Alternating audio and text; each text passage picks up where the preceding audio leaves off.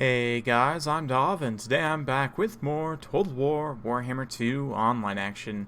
Today we're back with the Vampire Coast once again, taking on the Beastmen this time. I'm actually playing the Beastmen, and Sakarma of Total Brohammer is playing the Vampire Coast. Yes, indeed, Total Brohammer is indeed back in action from their hiatus. Sakarma and Jonton are going to be getting back into it, so this is a battle we played on one of their streams. If you guys haven't already, go check their channel out, and if you are wondering where they are, well, here they are. And let's get to it. In terms of my Beastman build, I've gone with a very heavy Vanguard force led by Kazrak. One of you had mentioned that Kazrak did get some changes, and he did indeed get some changes. Let's quickly go over that. The Dark Mail has been changed, so it's just a constant self-buff now. Gives him magic resistance and armor when he's in melee, so that's quite nice. Deadly Onslaught, Apocalyptic Vision, and Scourge, of course, gives himself poison as well as better combat stats. On the Chariot, he's got massive charge bonus and armor piercing. We've got a front line of Ungor herds, second line of Gore herds with shields, 4 Ungor raiders, single Harpy. We've got the Regiment of Renowned Cygor and the Regiment of Renowned Butchers of Kalkengard, as well as a Brashim Lord of Wild. RNS Assault Spike going to be leading the way. For the zombie pirates here, we've got some pirate deckhand mobs in the front line going to be engaging with the Ungors, as RNS also gets in here. Just absolutely brutal stuff. Ungor Raiders definitely unloading in this center pocket, though. In the back line, we've got some Death Guard with the pole arms. These guys are basically like Blood Knight Marines. They're vampires that are in this really nice armor. Sartos and Free Company in the back as well, and zombie gunnery mobs, which are currently being bobbed down by the Harpies. We've also got, let's see here, Necrofex Colossus, Vampire Fleet Captain, Lore of the Deeps. Looks like she's summoning up some crabs here on top of these Ungor herds. We've also got the deck gunners there in the opening shot, as well as more gunnery mobs here. More zombies with polearms, as well as the Regiment of Renowned Depth Guard. These guys have some additional stats here. They have this Enrage, which gives them some damage resistance while in melee, and just massive combat stats.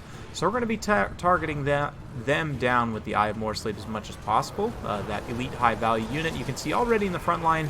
The Ungors and Gors just not holding up their leadership. No big surprise there, but we have been able to get a lot of damage done on some of these zombie units. You can see these Gore herds actually getting through to the second line and bogging down these deck gunners. A brutal side shot, though, by this Necrofex Colossus. Going to charge into melee here, and man, that's a terrifying sight. Probably going to actually terrify away these Gore herds very quickly, but even the small amount of damage you can see that we're able to get done here is enough to finish off those deck gunners because of their low health. Ungor Raiders perfectly fast enough to stay out in front of most of the zombie units here, so we're going to go ahead and do so. Kazrak taking some damage, though. It looks like we've got some kind of debuff here, Fog of the Damned, from the Lore of Deeps, debuffing Kazrak and the Butchers of Kalkengard here, who do have Arnessa in a pretty bad situation. A little bit of a dangerous place for her to be. So the crabs are going to come in here, and they can block up the Minotaurs here. You can see the Butchers of Kalkengard, one of them getting knocked over. Butchers will definitely be able to win this fight, especially with the degeneration, but just being able to block them up and get Arnessa out was the more important thing there. Kazrak, you can see, just kind of pulling back, but the fire there from the Ungor Raiders taking down those zombies quite nicely. Meanwhile, over on the far side, these Ungors and Gors just routing off once again, kind of a second wave coming back. The Depth Guard still mostly healthy, the one unit there. The other unit has taken some shots from the Cygor, so they're not doing too great. Speaking of which, we're going to move the Cygor up and start to take use of that pin-in-place ability that he has. I'm still waiting to summon more Cygors until the late game. Warp Gaze here we're going to use on Arnessa to lock her in place very shortly here. And then the Butcher is going to get in. The Butchers, though, taking some heat. You can see these gunnery mobs firing in, as well as the deck gunners up on the high ground, firing in very cost-effectively on these Minotaurs here, with their shielded side turned to the back of these gunners. They're going to be taking the full brunt of that missile fire. The shield breaker is going to be on them as well, lowering their missile block chance, I believe, anyway. So, yeah, Butchers of Kalkengard actually get taken down here, but Arnessa has taken enough damage. Kazrak on the Chariot especially, with the high charge bonus, with his better stats, with the Dark Mail as well, he goes up to quite a bit of armor there. Looks like actually not currently active, but yep, there it goes. Due to some other effects, it's not putting him at his full amount, but it is, you know, definitely giving him a little bit extra there. He is able to chase off Arnessa. She, of course, not being undead, will rout. She is currently routing away there. Fortunately, the zombie's not fast enough to keep up with the chariot, and at this point, things are looking pretty good for the Beastmen. You can see the Ivemore Slip continuing to fire away. A nice use of the Lore of Deeps there, that wind spell. Getting some good damage on the Ungors there. And yeah, the Cygor definitely going to be very key for taking down these Depth Guard in the late game, because my infantry is just getting trashed continuously. Every time they rally and come back around, they just get routed off again. That being said, the Regiment of Renown, Blackhorn's Ravagers here, have been able to get through and kind of tie down the Necrofex Colossus in this backline here. They're also finishing off some of these zombie pirates here. So yeah, they're definitely being cost effective, and once Kazrak comes back from chasing Arnessa, I'm not sure where she got off to, must have actually taken her down. Yep, looks like there's a dead crab there, so he's going to come back around and start to apply his armor piercing and his charge bonus to the Necrofex. Meanwhile, the Cygor here, Ivemore Slid, moving forward, trying to get to these zombie gunners here, and the Vampire Fleet Captain, unfortunately not on the crab, does have relatively low armor, so we're going to be able to kind of kite her out a little bit here with multiple units of Ungor Raiders firing in from different angles. The Depth Guard are also pursuing as well, so we're doing kind of a bit of a kite and fight game. But another cast of that, I believe it's Tide Call from the Lore of the Deeps, but yeah, the Depth Guard, unfortunately, just barely too slow to catch the Ungor Raiders, both 36 speed, so the Ungor Raiders will be able to stay out in front as long as I stay on top of my micro there. You can see we are reforming the Gors and the Ungors for one more push. Meanwhile, with the support of Kazrak, these Blackhorns Ravagers have actually got this Necrofex Colossus crumbling. Zombies are going to come try and screen it out here, but yeah, with Kazrak in here supporting especially, they'll be able to win that fight pretty convincingly. The Blackhorns Ravagers might actually get terrified away, but I figure I'll pull Kazrak out and try and take advantage of that 113 charge bonus if I can. You can see we're having a hard time actually bogging down the gunnery mobs, unfortunately. The Cygor's not able to grab and hold them in place. But the Fleet Captain, the sole leadership option left for the coast here, definitely taking some fire and taking some hits. She's going to be able to get into contact with the Ungor Raiders here very briefly. But the Depth Guard, despite their heavy armor, I mean, they don't have any missile block chance. They have relatively limited health as well. So the Ungor Raiders, even with their very low AP values, just because they have such a high model count, they'll still be able to do some damage to the Depth Guard at range. And of course, we've still got Cygor online as well. And finally, in the late game, decided to summon up a Cygor to help finish off these Depth Guard here as the Ungor Raiders make their approach here. Very nice rocks thrown solidly in the center there of those Depth Guard.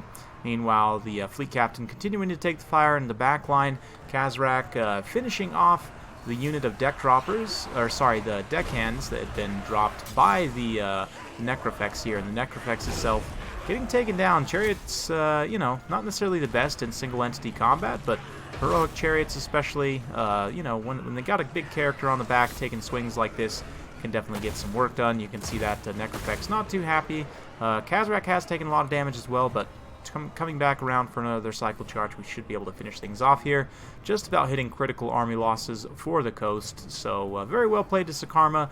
Great to see Total Brohammer back in action. So for those of you guys, you know, who haven't checked out their channel already or who have been waiting for them to come back, yeah, definitely go check their channel out. They're back in action. You can see the last of the Depth Guard crumbling away here as army losses kicks in. It's going to be victory for the Beastmen. And I will say, I do think that this is one matchup that's going to potentially be tough for the Beastmen.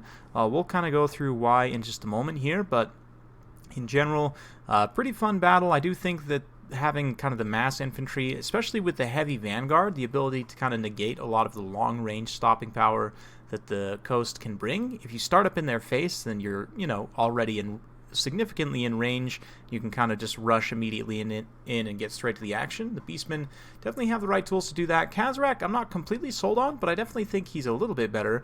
I think maybe he got some price reductions. I'll have to see exactly what changes he got in terms of the patch notes, but the changes to Dark Mail at the very least are better. I don't know that it's still groundbreaking, or it's necessarily groundbreaking, but it's definitely better than it was before.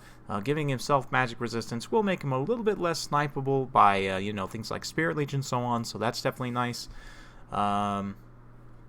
yeah, other than that, worked out pretty well. The Ungors and Gores did more or less what I thought they would, which is mostly run away. Blackhorn's Ravagers, though, managed to rack up 176 kills. They did very well. The Ungor Raiders also did very well. 96 kills for the Eye of More Sleep. A lot of those coming against the very elite depth guard here, these Bloody Reaver deck guard. And yeah, the Butchers of Kalkengard able to do a lot of damage to Aranessa, which ultimately ended up being pretty devastating for the coast here, because obviously they don't have the greatest leadership. The Sartosan Free Company, just kind of an awkward unit. They don't really fit into the roster super well. I've talked about this a little bit before, but in terms of multiplayer, you probably won't see these guys too often just because they don't synergize with the rest of the roster super well. But I do think that the Vampire Coast is going to have the advantage in this matchup, despite this particular replay, simply due to the fact that the Beastmen can't really contest the air very effectively, and you have relatively limited ranged options. The Vampire Coast can go with something like this, if we go over here. If you say bring Harkon up in the air, you know, grab all of his goodies, that means we're going to need a Lore of Vampires caster, which I would definitely recommend Vampires almost always, just for the healing. Yeah, we'll go ahead and cut the Drown Dead as well, just to max out on the healing and Dance Macabre. And then from here, we're going to grab another Terrorgeist, just to really emphasize the flying power here, and we're going to grab 4 units of deck droppers with handguns, and yeah, maybe a couple Fellbats just to contest if the Beastmen end up bringing a couple Harpies. And from here, you just bring a whole bunch of units on the ground and call it more or less a day. You try and win up in the air as quickly as possible. If they do have any Harpies or anything, but against the Beastmen, that's really not going to be too much of a risk, and then you just start dive bombing with Harkon and the other Terrorgeist, and shooting down into high-value targets with the deck droppers. Again, don't know that it would work super duper well if the Beastmen go with a super mobile build and they're constantly outrunning your guns, but I do think that this could potentially work out pretty well. The crabs could also be a big issue for the Beastmen to deal with their charge defense against large and heavy armor. You know, a lot of the Beastmen armor-piercing units count as large, you know, Centaurs, Minotaurs, that sort of thing. So, yeah, the charge defense against large for the crabs would be potentially a big issue. Of course, the terror and fear across the board for the Beastmen and other lower leadership factions is generally going to be an issue. So I definitely think that this matchup is going to be pretty interesting. You know, the Beastmen can bring some stuff to the table, but I think that generally you're going to see this go in the Vampire Coast favor, despite what you saw in this particular replay. I think that's going to be more the exception rather than the rule. But let me know your guys' thoughts in the comments down below. Hope you guys enjoyed watching. If you do like this sort of content, be sure to like, subscribe, hit that bell notification button, so every time I upload a new video, you'll be notified. Thanks again for watching. We'll see you next time.